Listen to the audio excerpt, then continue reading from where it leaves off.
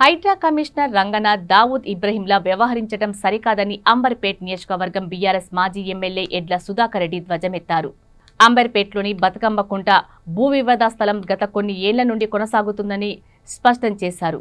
కానీ ఆ స్థలాన్ని తాను కొనుగోలు చేసినట్లు చూపెట్టినా కూడా ప్రభుత్వ స్థలమని బుకాయించి నేడు హైడ్రా కమిషనర్ రంగనాథ్కు వచ్చి బుల్డోజర్లతో క్లీన్ చేయించడం ఎంతవరకు సమంజసమని ప్రశ్నించారు. స్థలానికి సంబంధించిన అన్ని పత్రాలు తన దగ్గర ఉన్నా కూడా దబాయించడం సరికాదన్నారు. కోర్టు తీర్పు తనకు న్యాయం చేస్తుందని ఆశాభావం వ్యక్తం చేశారు.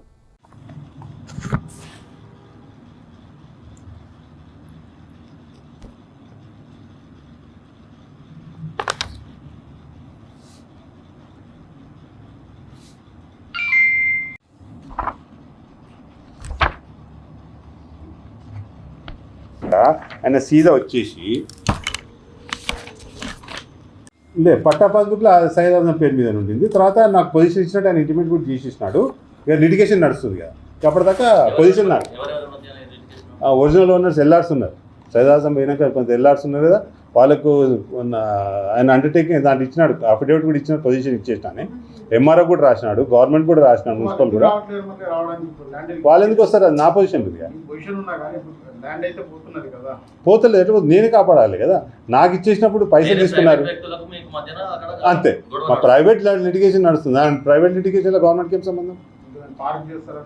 అదే అదే అనేది వాళ్ళు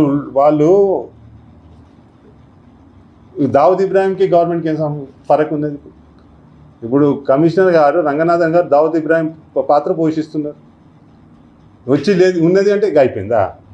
అంటే రాజ్యము ఒక డిక్టేటర్షిప్లో నడుస్తూ ఉంది. మీ కోర్టు కేసు అన్నారు, నేను కోర్టు కేసు ఇప్పుడు చూపిస్తాను. 145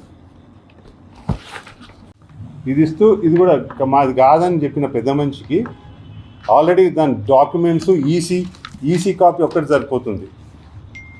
ఇదిగోండి, టిఎస్ఎల్ఆర్ కల్టివేషన్ అని ఉన్నది. ఇది ఎప్పుడు పింగళ వెంకటరామరెడ్డికి ఫస్ట్లీ నిజాం టైం అప్పటిది. దాంట్లో కూడా ఇది కల్టివేషన్.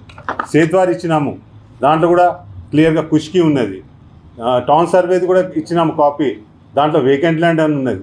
ముటేషన్ కూడా ఇచ్చినాము, ముటేషన్లో కూడా అది డ్రై ల్యాండ్ అని ఉన్నది. ఇది ఈసీ ఇది ఎప్పుడు 1344 ఫస్ట్ అజీజ్ గారికి అమ్మినది ఈసీ కూడా ఇచ్చినాం.